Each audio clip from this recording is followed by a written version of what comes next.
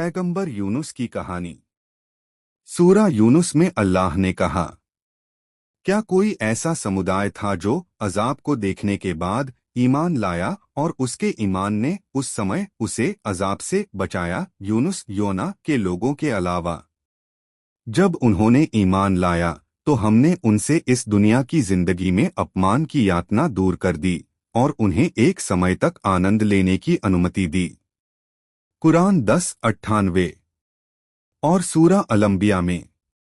और जुन्नून यूनुस को याद करो जब वह गुस्से में चला गया और उसने सोचा कि हम उसे सजा नहीं देंगे, लेकिन उसने अंधेरे में चिल्लाया कहते हुए, तेरे अलावा कोई भी इबादत के लायक नहीं है।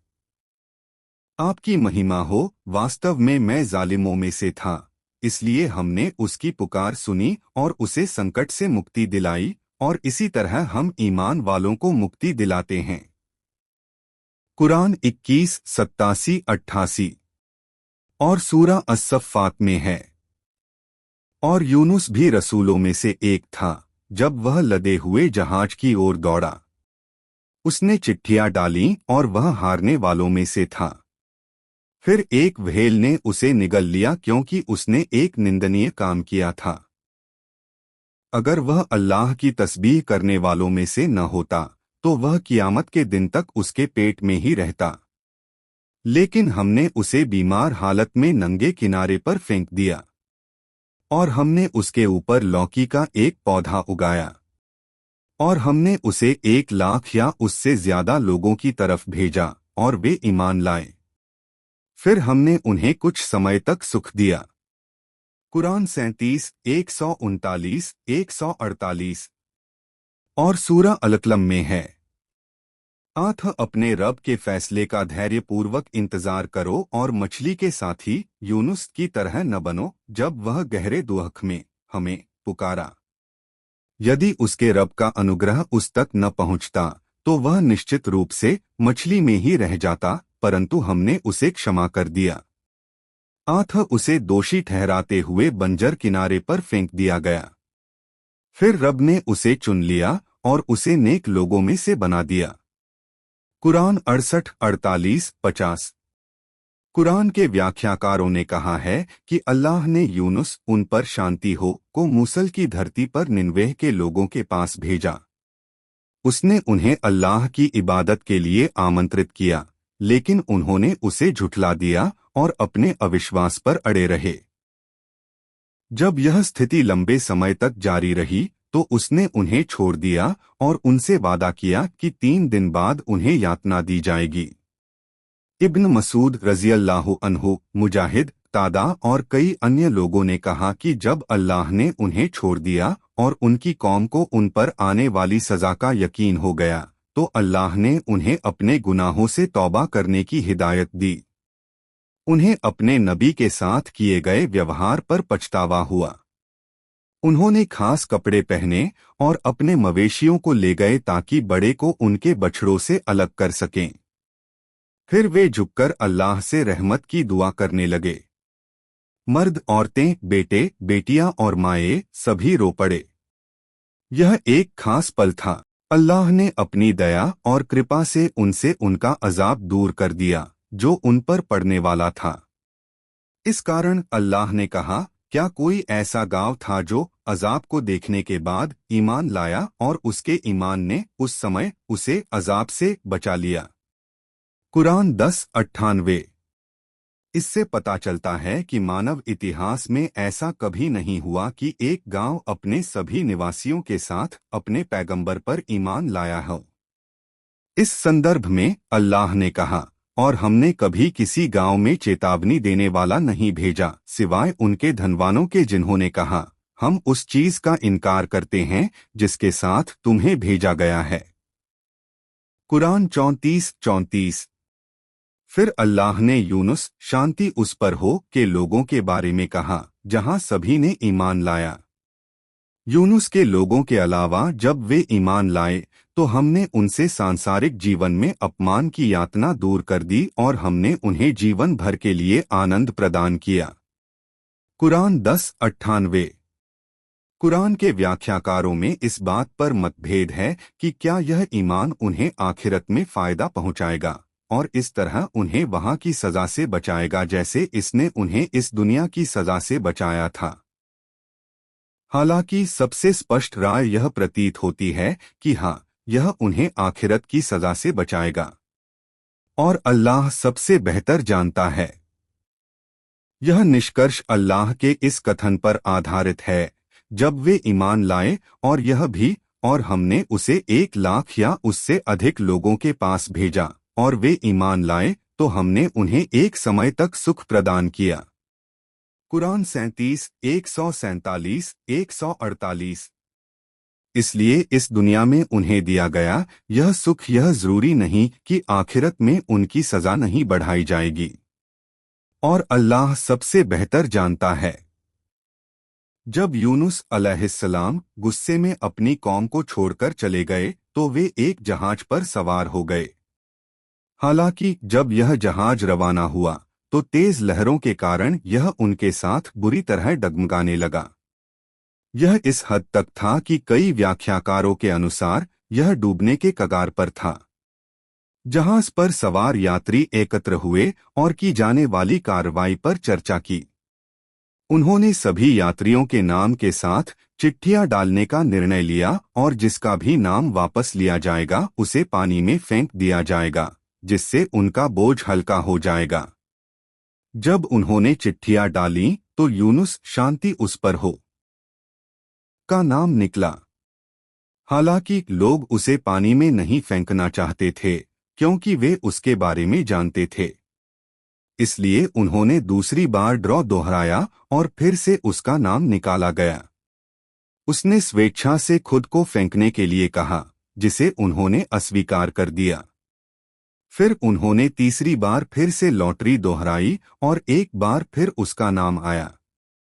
ऐसा इसलिए था क्योंकि अल्लाह ने पहले ही उसके लिए उस महान कारण से उखाड़ फेंकने का आदेश दिया था जो वह चाहता था, और इसलिए उसे समुद्र में फेंक दिया गया। सर्वशक्तिमान ने कहा, और वास्तव में यूनुस रसूलों में से था। जब वह लदे हुए जहाज की ओर दौड़ा तो उसने चिट्ठियां डालने पर सहमति जताई और वह हारने वालों में से था। फिर व्हेल ने उसे निगल लिया क्योंकि उसने एक निंदनीय कार्य किया था। कुरान 37, 139, 142। इसलिए जब तीसरी बार उसका नाम निकला तो उसे समुद्र में फेंक दिया गया। फिर अल्लाह ने उसे निगलने के लिए एक विशाल व्हेल भेजी। अल्लाह ने व्हेल को आदेश दिया कि वह उसका मांस या उसकी हड्डियां न खाए और वह व्हेल का भोजन नहीं है। इसलिए व्हेल उसे ले गई और उसके साथ समुद्र में इधर-उधर घूमती रही।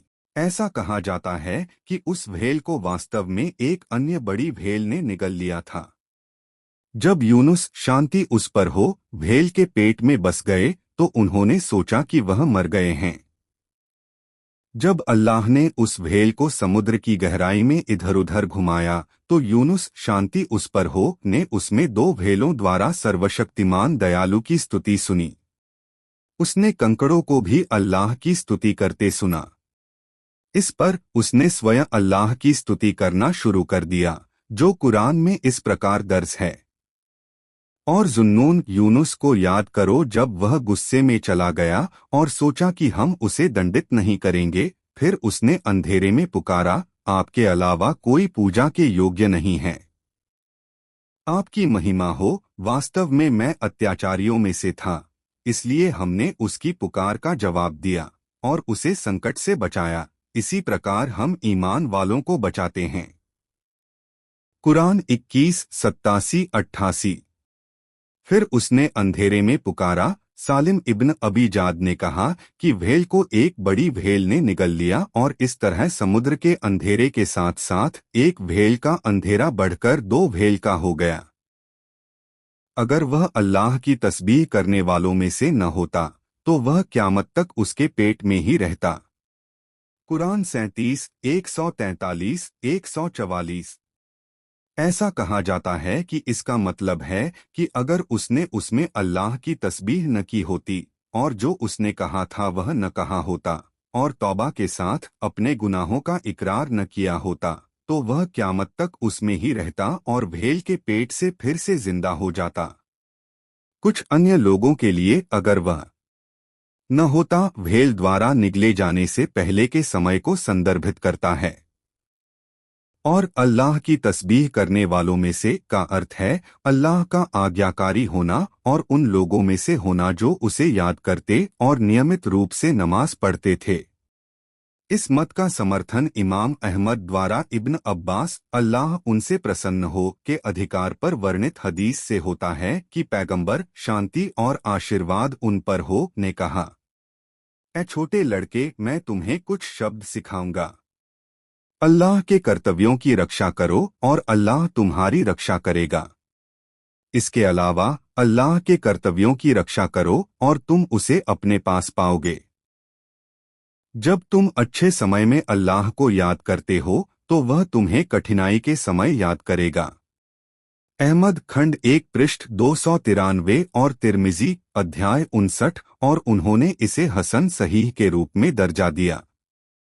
इब्न जरीर ने अनस इब्न मलिक अल्लाह उनसे प्रसन्न हो के अधिकार पर तफसीर की अपनी किताब में बताया कि पैगंबर शांति और आशीर्वाद उन पर हो ने कहा, जब यूनुस पैगंबर भेल के पेट में थे तो उन्होंने कहा, ए अल्लाह, आपके अलावा कोई भी पूजा के योग्य नहीं है, आप महिमावान हैं। वास्तव में मैं अत्याचारियों में से था। यह प्रार्थना सिंहासन के नीचे से प्रकट हुई।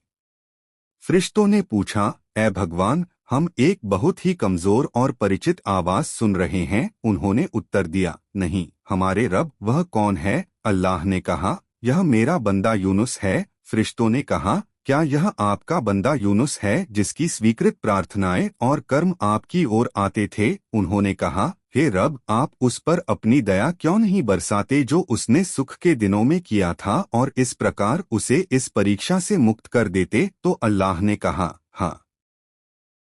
फिर उन्होंने भेल को आदेश दिया और उसने उसे किनारे पर फेंक दिया। अरबी शब्द आरा, जिसका अनुवाद खाली किनारा है, का अर्थ है बंजर भूमि जहाँ कोई पेड़ या पौधे न हो, और बीमारी की हालत में का अर्थ है कि वह शारीरिक रूप से बहुत कमजोर था। और हमने उसके ऊपर एक गूदा उगाया। कुछ विद्वानों ने कहा कि उसके शरीर पर उगने वाले गूदा में एक बुद्धिमत्ता थी। उन्होंने इसे यह कहकर समझाया कि इसके पत्ते बहुत मुलायम प्रचुर मात्रा में होते हैं, छाया प्रदान करते हैं और मक्खियां इस पर नहीं आती। इसके अलावा इसके फलों को पेड़ पर लगने से लेकर पकने तक, पके या कच्चे, यहाँ तक कि छिलके और बीजों के साथ भी खाया जा सकता है। यह मस्तिष्क और शरीर के अन्य अंगों के लिए भी लाभकारी है। इब्न जरीर ने साद इब्न अबी वकास रज़ियल्लाहु अन्हु की एक हदीस के आधार पर रिवायत की है। उन्होंने कहा, मैंने पैगंबर सल्लल्लाहु अलैहि वसल्लम को यह कहते सुना, अगर अल्लाह के नाम से दुआ मांगी जाए तो वह कबूल होती है और अगर कुछ मांगा जाए तो वह मिल जाती है। यही दुआ यूनुस ने की थी। मैंने कहा, ए अल्लाह के रसूल, क्या यह दुआ सिर्फ यूनुस के लिए खास है या कोई भी मुसलमान इसके साथ दुआ कर सकता है? नबी ने फरमाया, यूनुस के मामले में तो यह खास थी, लेकिन अगर सभी मुसलमान इसके साथ दुआ करें तो यह आम बात है। क्या तुमने अल्लाह का यह फरमान नहीं सुना? फिर उसने अंधेरे में पुकारा, तेरे सिवा कोई इबादत के लायक नहीं, तेरी पाकीज़गी हो, मैं जालिमों में से था। हमने उसकी पुकार स्वीकार की और उसे संकट से मुक्ति प्रदान की। इसी प्रकार हम ईमान वालों को मुक्ति प्रदान करते हैं। कुरान 21:87-88। साद इब्न अबी वकास की एक अन्य रिवायत में पैगंबर सल्लल्लाहु अलैहि वसल्लम ने कहा, जो कोई यूनुस की दुआ का उपयोग करके दुआ करता है, उसकी दुआ स्वीकार की जाती है। इमाम अहमद ने भी साद इब्न अबी वकास रज़ियल्लाहु अन्हु के हवाले से एक ऐसी ही हदीस बयान की है। इसमें उन्होंने कहा, मैं उस्मान इब्न अफ़्फ़ान रज़ियल्लाहु अन्हु के पास से गुजरा जब वह मस्जिद में थे और मैंने उन्हें सलाम किया। उन्होंने नजरें फेर लीं और कोई जवाब नहीं दिया। इसलिए मैं उमर इब्न अल-खत्ताब रज़ियल्लाहु अन्हु के पास गया और पूछा, ए अमीरुल मोमिनीन, क्या इस्लाम में कोई नई बात हुई है? उन्होंने कहा, नहीं, आप ऐसा क्यों पूछ रहे हैं? मैंने कहा, कोई वजह नहीं, सिवाय इसके कि मैं अभी मस्जिद में उस्मान के पास से गुजरा था। मैंने उन्हें सलाम किया, लेकिन उन्होंने नजरें फेर लीं और कोई जवाब नहीं दिया।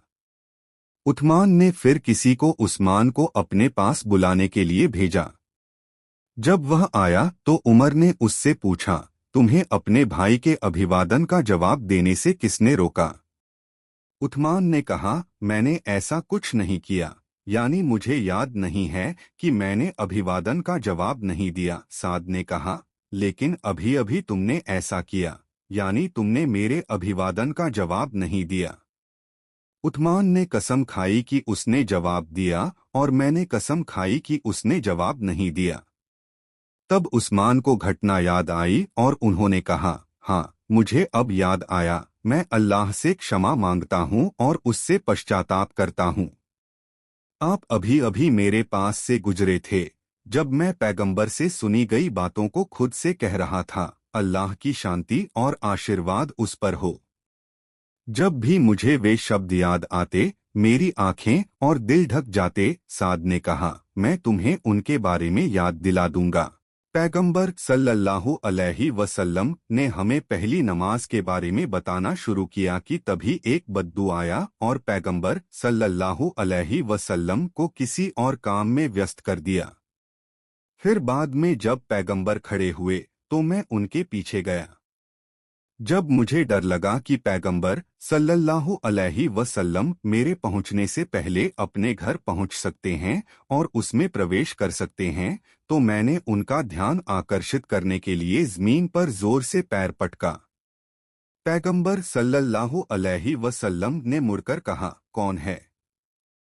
क्या अबू इसहाक है? मैंने कहा, हाय अल्लाह के रसूल। उन्होंने कहा, तुम्हें क्या चाहिए? मैंने कहा, कुछ नहीं, सिवाय इसके कि जब तुम हमें पहली दुआ का जिक्र करने लगे तो एक बद्दू आ गया जिससे तुम्हारा ध्यान भंग हो गया। पैगंबर ने कहा, हाँ, यह यूनुस की दुआ थी जब वह व्हेल के पेट में था। उसने कहा, आपके अलावा कोई भी पूजा के योग्य नहीं है। आप पवित्र हैं। वास्तव में मैं अत्याचारियों में से था। कोई भी मुसलमान किसी भी मामले के बारे में इस तरह की दुआ नहीं करता है, सिवाय इसके कि अल्लाह उसकी दुआ स्वीकार करे। अहमद खंड 1 पृष्ठ 170। इमाम तिर्मिजी और नसाई ने भी इस हदीस को रिपोर्ट किया। अल्लाह ने कहा, और यूनुस रसूलों में से था। कुरान 37:139। अल्लाह ने 2 सूरा में अन्य महान नबियों के साथ उनका उल्लेख किया है, अन-निसा और अल-नम। इमाम अहमद ने अब्दुल्लाह, अल्लाह उन पर प्रसन्न हो, से रिवायत की है कि पैगंबर सल्लल्लाहु अलैहि वसल्लम ने फरमाया, किसी को यह कहना उचित नहीं कि मैं यूनुस से बेहतर हूँ। इमाम बुखारी ने भी सूफियान अत्सौरी के माध्यम से इसका उल्लेख किया है। इमाम बुखारी और मुस्लिम ने अबू हुरैरा, अल्लाह उन पर प्रसन्न हो, से रिवायत की है कि एक मुसलमान ने एक यहूदी को थप्पड़ मार दिया जब उसने कहा, उसकी कसम जिसने मूसा अलैहि वसल्लम को सारे संसारों पर चुन लिया। इमाम बुखारी ने इस हदीस के अंत में कहा, मैं यह नहीं कहता कि कोई भी यूनुस से बेहतर है। यह कथन पिछले कथन को मजबूत करता है, जहां यह कह रहा है कि यह सोचना किसी के लिए भी उचित नहीं है कि वह अल्लाह की शांति और आशीर्वाद उस पर हो, यूनुस से बेहतर थे। जहां तक उस कथन का संबंध है जिसमें पैगंबर अल्लाह की शांति और आशीर्वाद उस पर हो ने कहा, मुझे अन्य पैगंबरों पर वरीयता न दें, यहां तक कि यूनुस पर भी नहीं। यह हदीस पैगंबर की विनम्रता के रूप में है, अल्लाह की शांति और आशीर्वाद उन पर हो जिसमें हम अन्य पैगंबरों के लिए उनके सम्मान को देखते हैं। उन सभी पर आशीर्वाद और शांति हो।